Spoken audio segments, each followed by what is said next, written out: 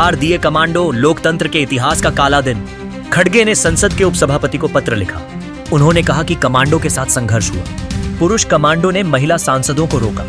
कांग्रेस नेता का बड़ा दावा है कि जो इतिहास में कभी नहीं हुआ वह मोदी सरकार में हो रहा है। जब तक सांसद संसद में मौजूद हैं, तब तक उन पर कोई एजेंसी कार्रवाई नहीं कर सकती। यह कार्रवाई बहुत दूर की कौड़ी है। सांसदों को रोकने का किसी को अधिकार नहीं है। सुरक्षा बलों को संसद में प्रवेश करने का भी अधिकार नहीं है। यहाँ तक कि 2001 में जब संसद पर हमला हुआ था, तब भी सुरक्षा बल संसद के अंदर नहीं गए थे। लेकिन अब आरोप है कि मोदी सरकार ने सारी परंपराएं ताक पर रख दी हैं। मल्लिकार्जुन खड़गे ने संसद के उपसभापति को पत्र लिखा। विपक्ष का कहना है कि सरकार अब विपक्ष की आवाज दबाने की कोशिश कर रही है। संसद में कमांडो तैनात किए जा रहे हैं। यह पहले कभी नहीं हुआ। यह हमें पुराने दिनों की याद दिला रहा है। क्या जगदीप धनखड़ को उपसभापति पद से इस्तीफा देना पड़ा क्योंकि वे सरकार से सहमत नहीं थे? तो पूरी कहानी क्या है? विपक्ष के नेता ने उपसभापति को पत्र लिखा। आज हम इन सभी सवालों पर अपनी विशेष रिपोर्ट में बात करेंगे। नमस्कार, मैं आंचल। संसद में कमांडो तैनात किए गए हैं। यह चौंकाने वाली खबर है, लेकिन विपक्ष ने दावा किया है कि यह खबर वाकई चौंकाने वाली है। लेकिन यह सच है। संसद में कमांडो तैनात किए जा रहे हैं। विपक्ष की आवाज दबाने के लिए मोदी सरकार वे सारे काम कर रही है जो पहले कभी नहीं हुए, और सरकार यह सब दबाव में कर रही है। कांग्रेस नेता का आरोप है कि सांसदों को रोकने के लिए कमांडो बुलाए गए। कांग्रेस सांसद प्रमोद तिवारी ने कहा, यह लोकतंत्र के इतिहास का काला दिन है। आज संसद में कमांडो तैनात किए गए। कोई कह रहा है कि ये CISF है, कोई कुछ और कह रहा है। CISF कह रही है कि सांसदों को स्टाफ से मिलने से रोका गया। हमारी महिला सांसदों को पुरुषों ने रोका।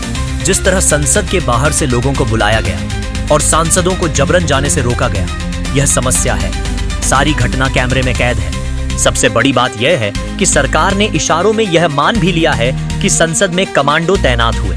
सांसद किरेन रिजिजू ने कहा, मेरी जानकारी के अनुसार कुछ सांसद हंगामा कर रहे थे। उन्हें रोकने के लिए संसद के मार्शलों को सौंपा गया काम किया गया। CISF के जवानों को बुलाया गया।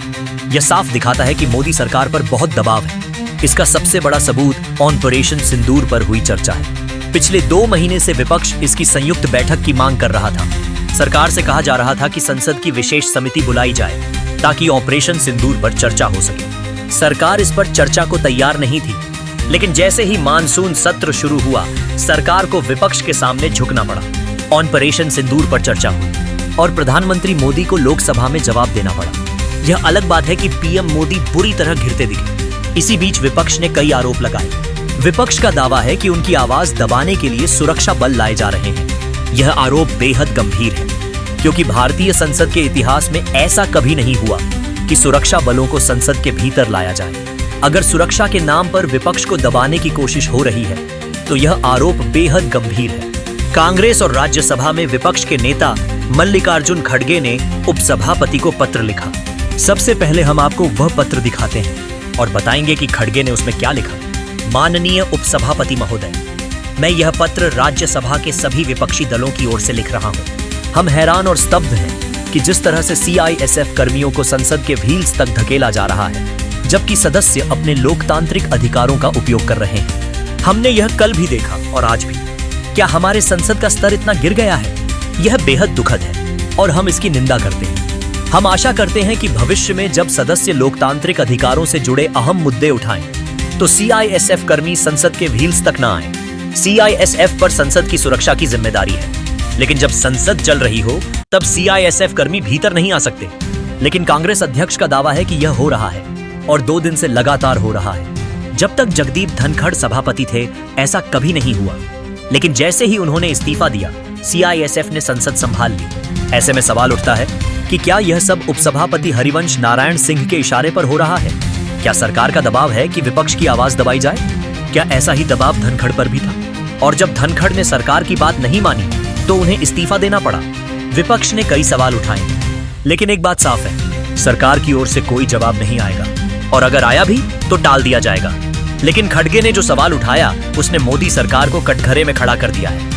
कांग्रेस अध्यक्ष मल्लिकार्जुन खड़गे का यह पत्र उनके X अकाउंट पर साझा हुआ और उन्होंने आरोप लगाया कि CISF कर्मियों ने संसद संभाल ली है। उन्होंने लिखा, राज्यसभा के सभापति के अचानक इस्तीफे के बाद हम अब देख रहे हैं कि CISF कर्मी संसद संभाल रहे हैं। राज्यसभा में विपक्ष के नेता ने इस चौंकाने वाली घटना पर सभापति को पत्र लिखा। यानी जयराम रमेश ने भी संकेत दिया कि धनखड़ के इस्तीफे के बाद संसद में CISF दिख रही है। मल्लिकार्जुन खड़गे ने उपसभापति को पत्र लिखा। उपसभापति ने इस पत्र का कोई जवाब नहीं दिया, लेकिन सरकार जरूर उपसभापति को बचाने आ गया। यह कहने की कोशिश की जा रही है कि अगर संसद में कमांडो बुलाए गए हैं तो इसमें कुछ भी गलत नहीं। सवाल उन मार्शलों पर भी उठ रहे हैं जो संसद की पिछली सुरक्षा में तैनात थे। और सवाल यह भी कि महिला सदस्यों को रोकने के लिए पुरुष कमांडो क्यों बुलाए गए। जब कांग्रेस ने उपसभापति पर सवाल उठाए तो जवाब सरकार की ओर से आया। किरण रिजिजू ने उपसभापति को बचाने की कोशिश की।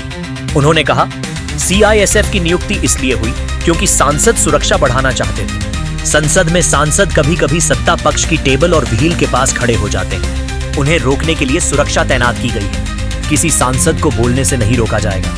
संसद में मार्शल और सुरक्षा कर्मी तब तक कोई कार्रवाई नहीं करेंगे जब तक सांसद कोई गलत हरकत नहीं करेंगे। मैंने राज्यसभा सचिवालय से जानकारी ली। उनके अनुसार कुछ सांसदों को रोका गया, उन्हें सिर्फ रोका गया।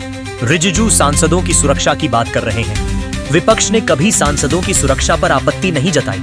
सुरक्षा बढ़ाने की मांग की गई थी, लेकिन संसद में सुरक्षा कर्मियों की तैनाती की कभी मांग नहीं की गई। कमांडो भीतर बुलाए गए। सुरक्षा हमेशा संसद के बाहर मांगी गई। संसद के भीतर सुरक्षा कर्मियों की तैनाती हमेशा से विरोध का विषय रही है, सरकार चाहे किसी की भी हो। संसद में मार्शल के अलावा कभी किसी की तैनाती नहीं हुई। लेकिन मोदी सरकार के दौरान जिस तरह CISF जवानों ने संसद में विपक्ष के सांसदों को रोकने की कोशिश की, वह बड़ा हंगामा बन गया। विपक्ष ने इसे रोकने की मांग की है। खड़गे के पत्र में भी यह साफ लिखा गया है। लेकिन सवाल है कि क्या मोदी सरकार विपक्ष की यह मांग मानेगी? खड़गे ने जो तेवर दिखाए और विपक्ष इस मुद्दे पर एकजुट दिखा, उससे साफ है कि मोदी सरकार को फिर विपक्ष के सामने झुकना पड़ सकता है। यही थी आज की विशेष रिपोर्ट। अगर आपको वीडियो पसंद आया तो हमारे चैनल को लाइक और सब्सक्राइब करें। नमस्कार, धन्यवाद।